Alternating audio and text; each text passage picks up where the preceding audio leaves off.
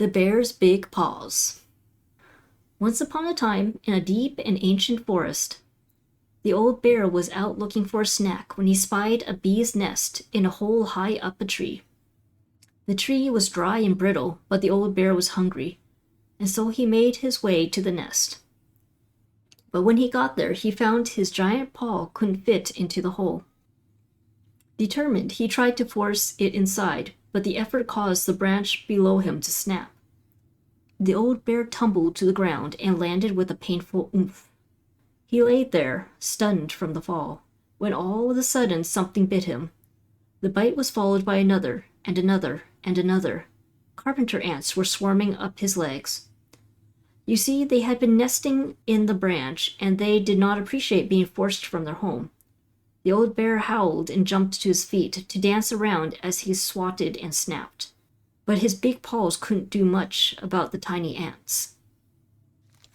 When he had finally managed to squish or scare them all off, the old bear heard someone laughing. The crafty goblins had seen the whole thing. "Clumsy old bear," they teased. "Those big old paws aren't good at anything, are they?" Then they sped off, leaving Old Bear's pride hurting just as bad as his body. He lumbered through the forest, hungry and sad. "Maybe I'm just a clumsy old bear," he moaned, "and my big old paws aren't good at anything."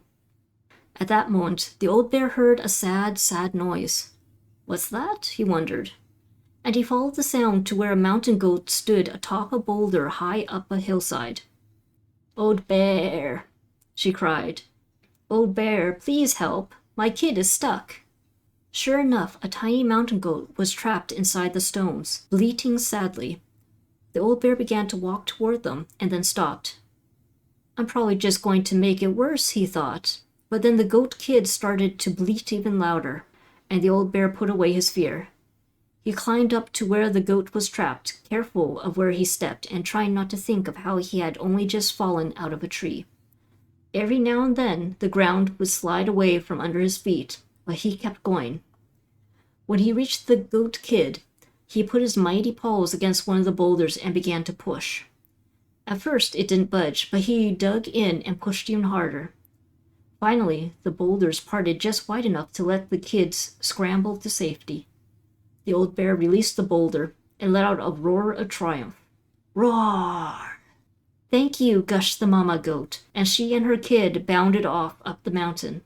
The old bear watched them go with a smile, and then made his way back down the hillside, wiggling his rump in triumph as he went. To his surprise, the crafty goblins waited at the bottom of the hill. "We saw the whole thing," they said. "We were wrong. You aren't just a clumsy old bear, and your paws are good for helping others."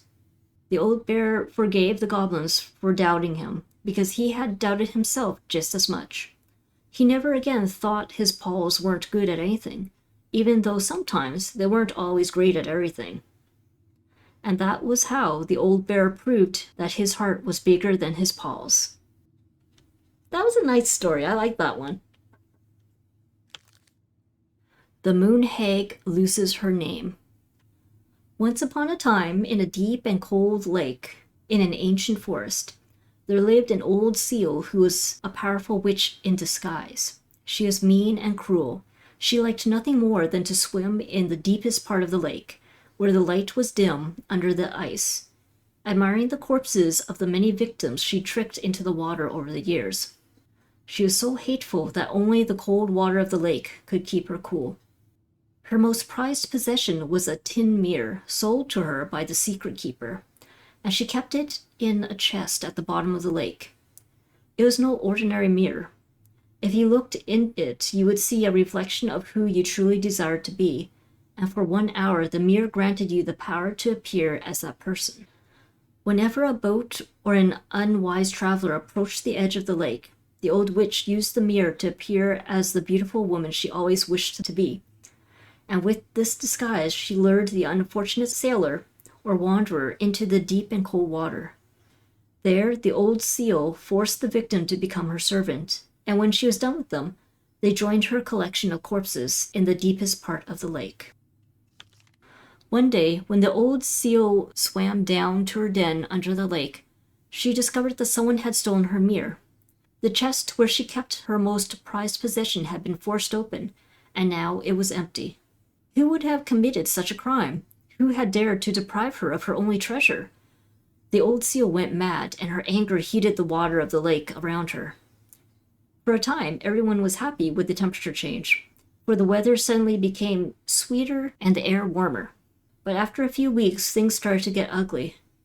First, the fish began to die off, for they could not live in the hot water. Then the glaciers began to melt, and the water of the lake rose and spilled out, flooding the forest and the meadows.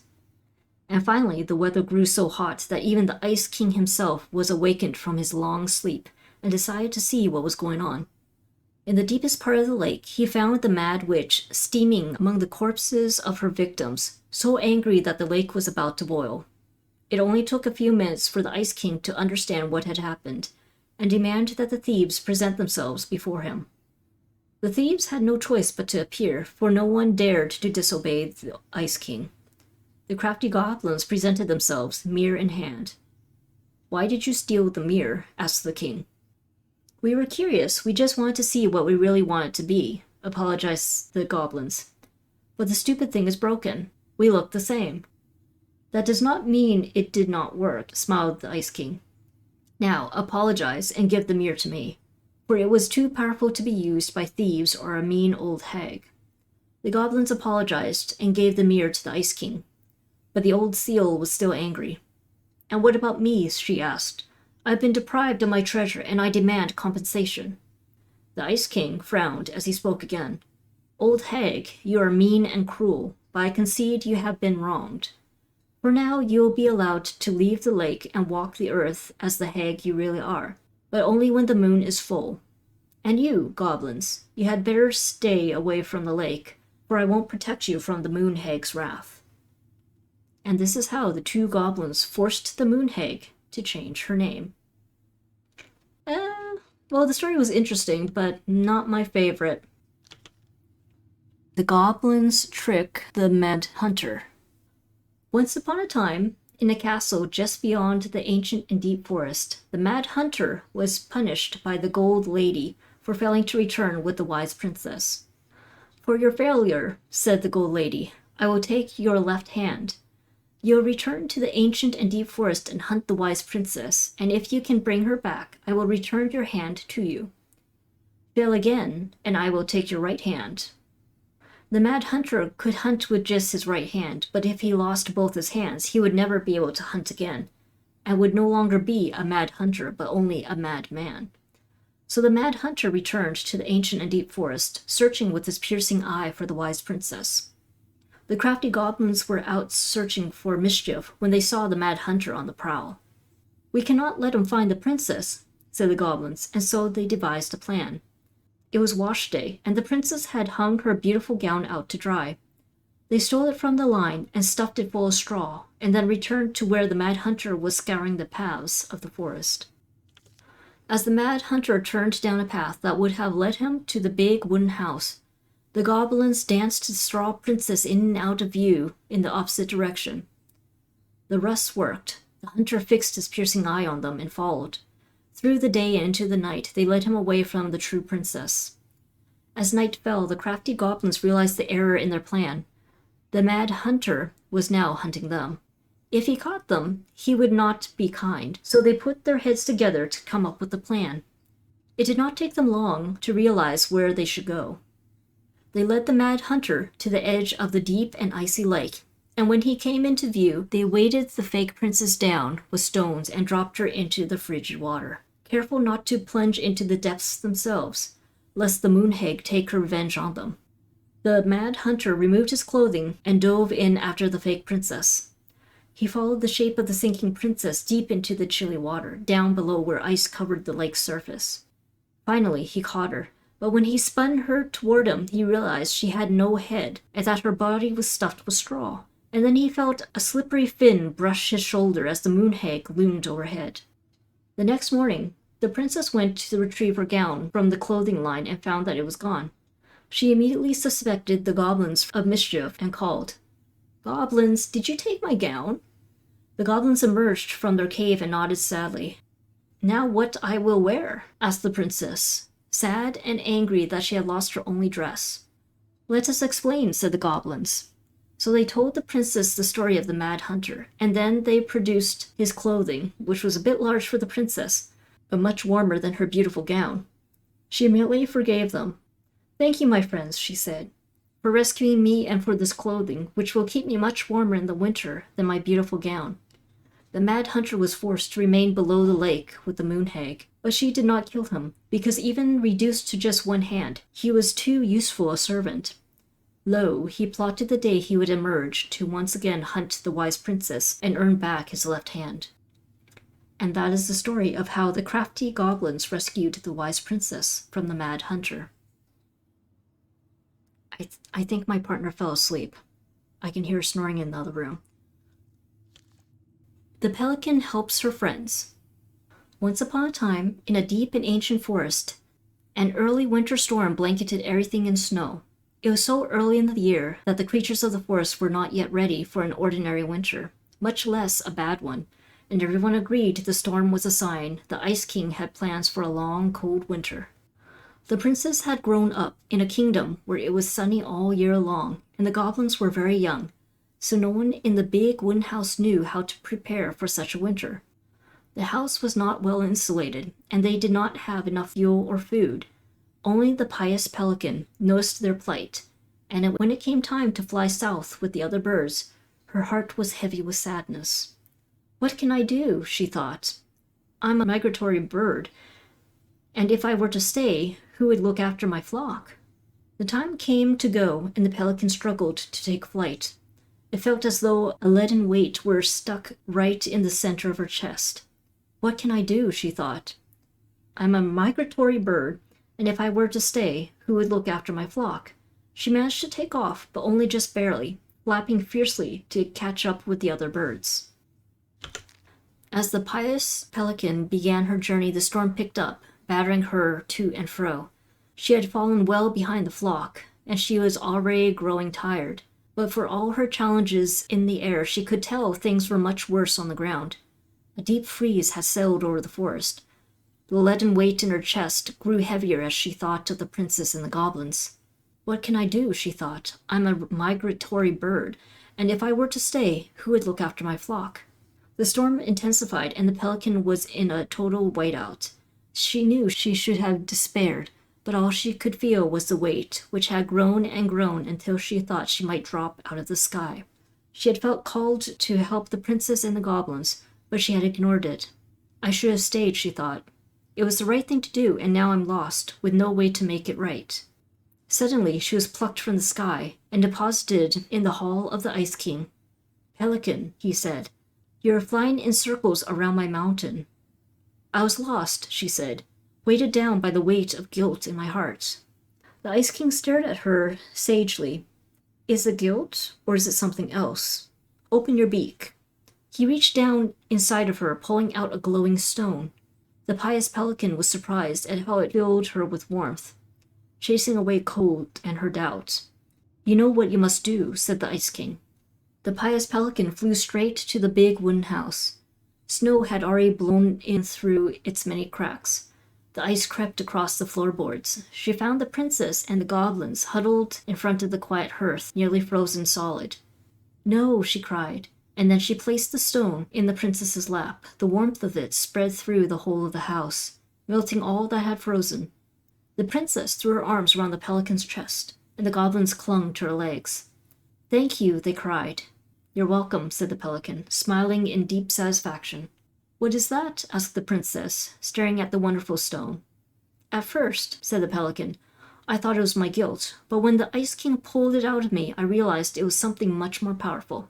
Just then, the storm broke and the skies cleared. The pelican filled the big wooden house's larder with food from her beak, and then she took to the skies, lightened by the knowledge that through her charity, everyone in the big wooden house would be warm and fed until spring. And that is the story of how the pious pelican saved the wise princess and the crafty goblins from the long winter. The goblins earned their voice. Once upon a time, In the deep and ancient forest, the crafty goblin spied on the secret keeper as she made her rounds gathering up secrets that the animals of the forest had for sale. "How," said the first goblin, "does she get people's secrets? Do you suppose she peels open their heads?" "Let's find out," said the second, and so the goblins watched the secret keeper. They watched her until the stalwart moose came to her, head hanging low. "It was my fault. I chose the uneven trail. I can't bear to remember." The secret keeper nodded and gazed into the stalwart moose's eyes. Though the goblins couldn't hear anything, they knew she was speaking to the moose, for the secret keeper spoke in people's minds with the gift of the voice. After a few minutes, the stalwart moose blinked. "I feel lighter," said the moose. "Did I just give you something?" The secret keeper nodded, handing him a coin. The stalwart moose nodded and plodded along down the trail. He spied the goblins hiding in the woods and narrowed his eyes, for he knew the goblins were often up to mischief. The two goblins whistled instantly, and the moose was forced to carry on, because they were not doing anything obviously wrong. "I need to know what the secret was," said one of the goblins. "Let's go by it." So the goblins approached the secret keeper before she could stow away the moose's secret. "We want to buy Moose's secret. What do you have to trade?" asked the secret keeper. Her voice filled their minds. The goblins produced a silver-handled hairbrush they had stolen from the princess, and the secret keeper nodded. And that is how the goblins came to know the moose's mate had tumbled down a cliffside to her death.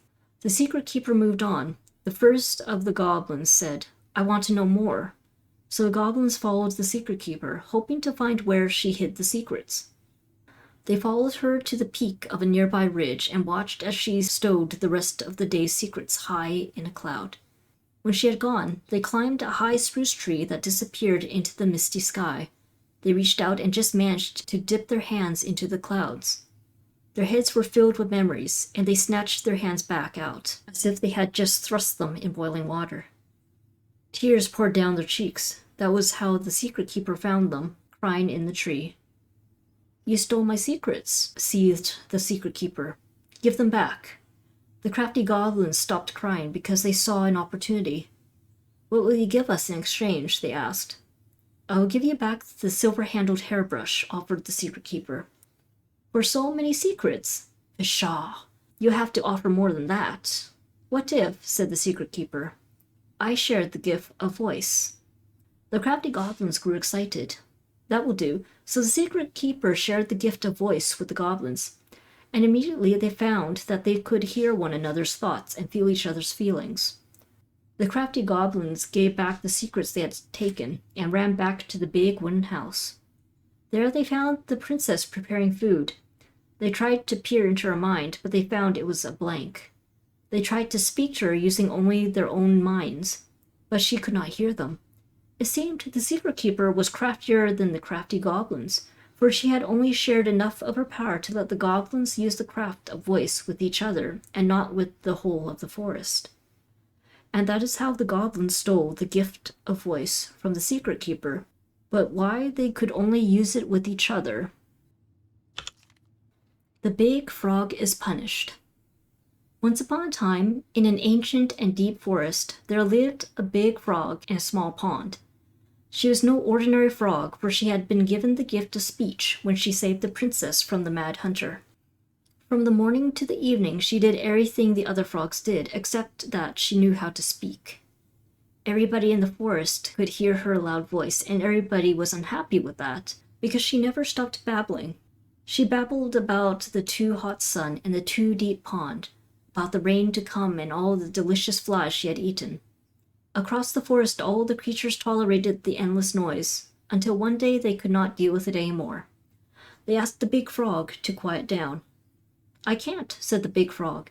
"This is what I do. Before the princess kissed me, I croaked all day long, and you all liked that I did.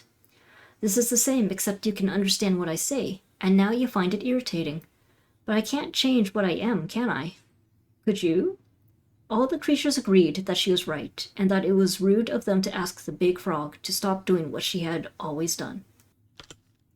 So they returned to their own parts of the forest and let the big frog do what frogs have always done, jumping and talking some more. about the too hot sun and the too deep pond, about the rain to come and the delicious flies they have eaten. And for a time, it was all right. But in the forest, word travels fast and everyone has a story to tell. The big frog, being who she was, gossiped and gossiped about everything she overheard. She told the bees that Old Bear had stolen their precious honey 2 years ago, and she told the beavers that the eagles had stolen their precious wood. She told the deer who had killed her fawn, and she told the tall spruce who had carved a cuss word into its bark. Once again, everyone in the forest asked the big frog to keep quiet, for now everyone had a grudge against everyone else. But once again, the big frog would not listen. When I was just a frog, he never paid attention to me, and nobody helped me when the mad hunter hunted me for sport. This is only a right for a wrong, and I won't stop talking. The fuss went on, and the noise was so loud that the Ice King himself awoke and decided to see what was going on. "Silence!" bellowed the king, and even the big old frog stopped babbling. Once the forest was quiet again, the Ice King patiently listened to what each and every animal of the forest had to say, until finally he made his mind. "Big Frog, you have abused the gift of speech, where you have only used it to get revenge. Despite knowing that words can be hurtful, you threw them around without caution, and you caused too much trouble."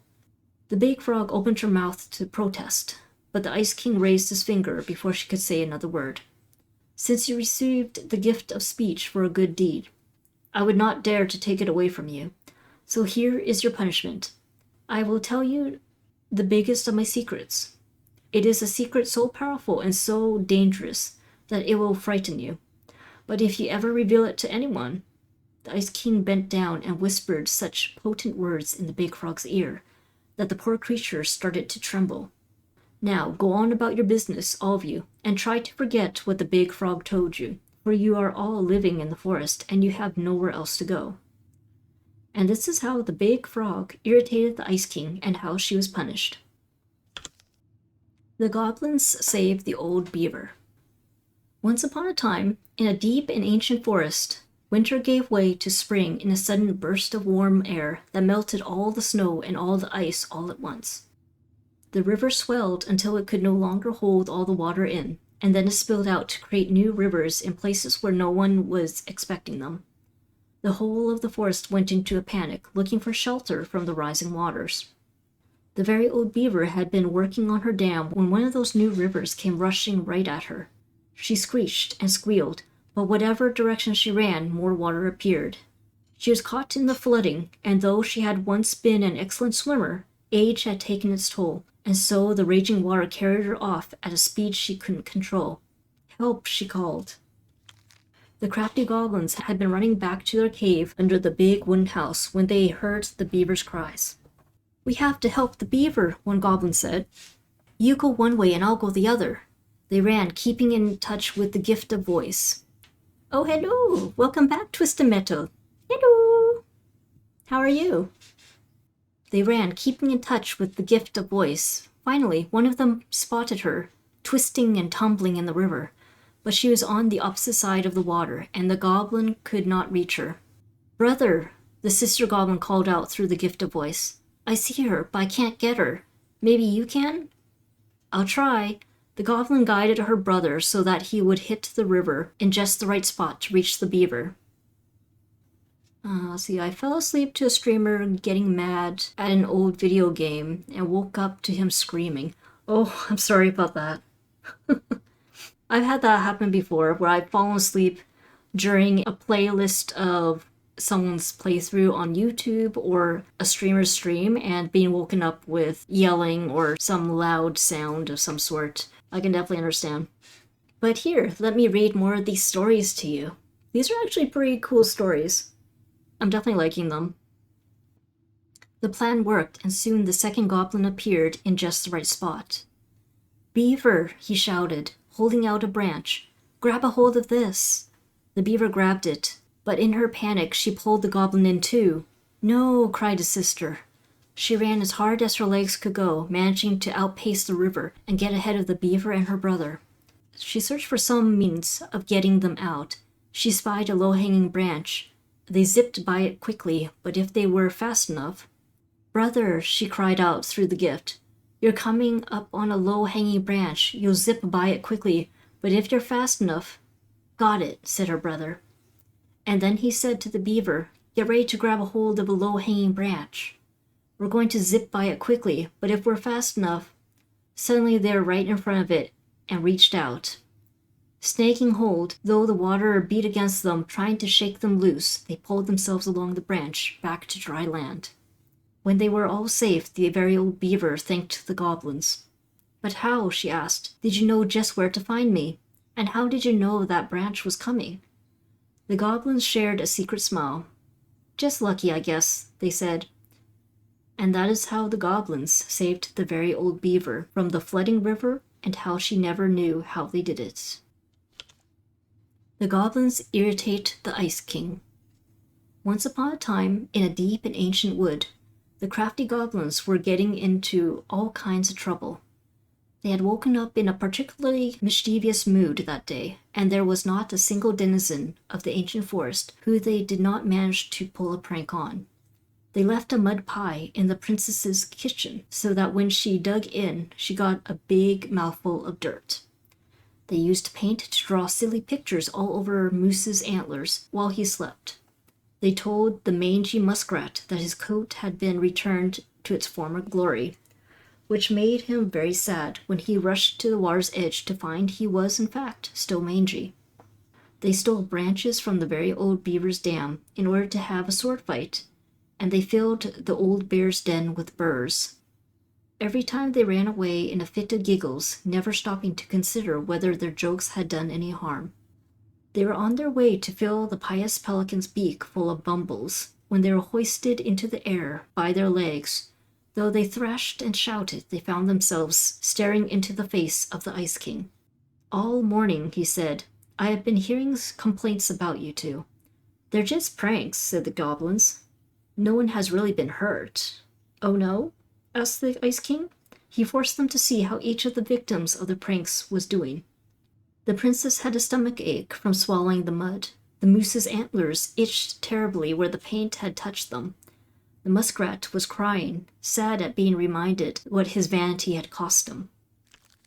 The very old beaver's den was flooded, and the old bear was trying to get the burrs out of his fur, but finding most of them hopelessly tangled. "For your punishment," said the Ice King, "you must help each of them undo the harm you caused. If you do a good enough job of this, there will be no further punishment. If you do not, you will have to give me your noses, so that you can no longer stick them into other people's business." Now, the goblins liked their noses right where they were in the middle of their faces, so they set about making things right. They baked a real pie for the princess, and brewed her a tea that would settle her stomach. They scrubbed the moose's antlers clean, and then covered them in soothing mud. They sat by the river with the muskrat, listening as he talked in great detail about his old coat. And then they did their best to point out all the things that were still handsome about him, like his proud whiskers and sparkling eyes. They let the very old beaver rest while they repaired all the damage done to her den. And then finally, they removed every burr from the old bear's fur, even the ones that were hopelessly tangled. In the end, they came before the Ice King to see if they had done enough. The Ice King surveyed the forest and found that everyone seemed to be back to normal. "What did you learn?" asked the Ice King. "That our pranks can make people feel bad," said the goblins. The Ice King smiled and nodded. "Yes, actions have consequences. In case you forget, I am going to leave you with a reminder. Whenever one of your pranks is going to hurt someone, you're going to feel a little pit in your stomach. That will be your punishment and your warning." So every time after that the goblins set out to do a prank that went a little too far, they felt a little pit in their stomachs, and they were forced to consider whether it was the right thing to do. And that is how the goblins irritated the Ice King, and how they were punished. The Pelican Forgives the Goblins. Once upon a time, in a deep and ancient forest, there lived a pair of crafty goblins, in a cave below a big wooden house. They lived with a wise princess, who shared as much food with them as she was able, but it was never quite enough. This left the goblins hungry, very hungry, always hungry. One day, as they were out foraging for food, the pious pelican landed on a rock and dumped a smorgasbord from her beak. which the goblins knew was magic and never emptied. There were king crabs in red, blue, gold, and scarlet, a veiny blue shrimp, pink-shelled scallops, oblong brown clams, purple spiny urchins, and even one prickly red sea cucumber. The food just kept coming. They watched as the pelican ate one clam and then took a nap. "Do you think she would mind if we took just a little?" asked one of the goblins to the other. "Her beak never empties. She won't possibly miss a couple of crabs," said the second, licking her lips. They were agreed, and so they crept over, filched some crabs, and ran. The goblins scarfed the crabs, but when they finished, they found that they were still hungry. "She won't miss a handful of shrimp," said one goblin to the other. The goblins scarfed the shrimp, but when they finished, they found that they were still hungry. "Maybe also a few scallops," said one goblin to the other. The goblins scarfed the scallops, but when they were finished, they found that they were still hungry. So they went back for clams, and then urchins, and finally, even the sea cucumber. Finally, they were not hungry, but there was also nothing left. Just then the pelican woke up. "What happened to my food?" she asked. Unable to lie about it, the goblins confessed their crime. The pelican was dismayed, but she was a charitable-hearted bird, and she could tell the crafty goblins were growing little creatures. "Goblins," said the pious pelican, "I will share my food with you, but you must in return follow my example and be as generous with others as I am with you. Take that to heart, and I will have considered your debt paid." "But we have nothing to give," said the goblins. "You have your nimble hands, and your crafty brains, and your loving hearts," said the pelican. The crafty goblins realized how much they had to give, and for the rest of the day they looked for ways to help the other creatures of the forest. They found the stalwart moose struggling with an itchy, hard-to-reach spot on his back, and so they climbed up and gave it a good scratching. Next, they helped the old bear, who could not get the honey out of a narrow beehive. They climbed up to the top of a tree with the hive, and then dropped it, cracking it open. Finally, they found the princess, crying over a loss she would not speak about.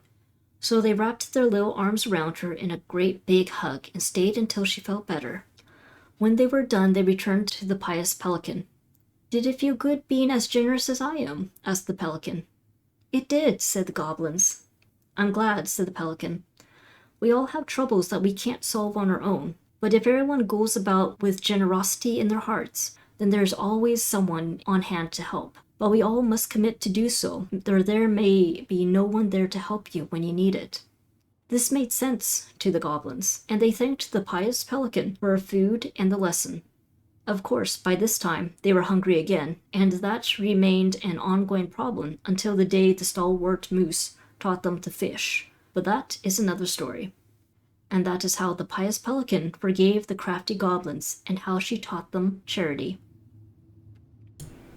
Hi everyone, sorry to disrupt the video. I just wanted to say that by this point in the stream, I wanted to take a break from reading. But don't worry, I'll continue reading the stories in the next video.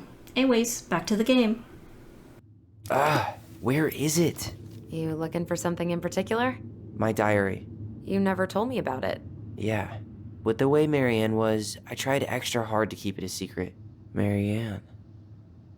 Yeah, that day she found out about it. Oh, there's another bond thing we have to do.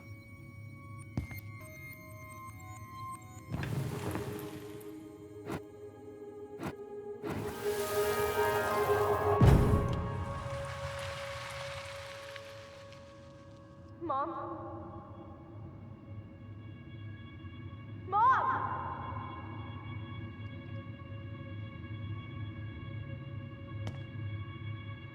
Mom, where is it? What did you do with it? What now? I can't find my diary. I know you stole it. Give it back. Sweetie, whatever I do, it's just for your benefit. You read it, didn't you? You had no right to do that. I have the right to do whatever I need to protect my little girl. I'm not your girl. I hate you. You will always be my little girl. And no matter how hard you fight me, I'll fight twice as hard to keep you safe.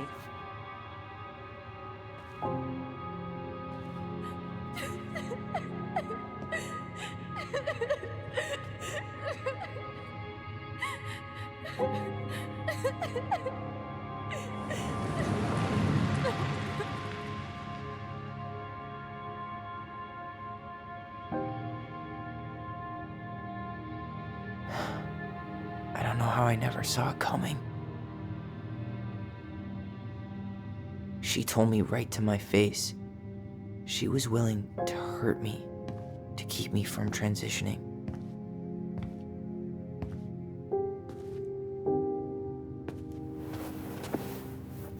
Tyler, there is no way you could have known she'd go that far.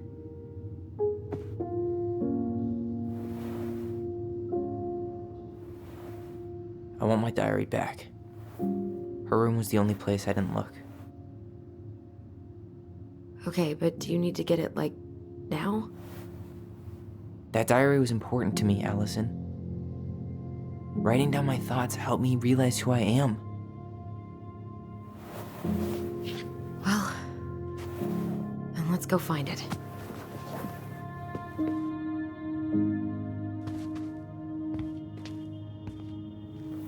You think her room is still locked? It always was. I'm not looking forward to going in there. I know, but we'll have to eventually, and I need it back.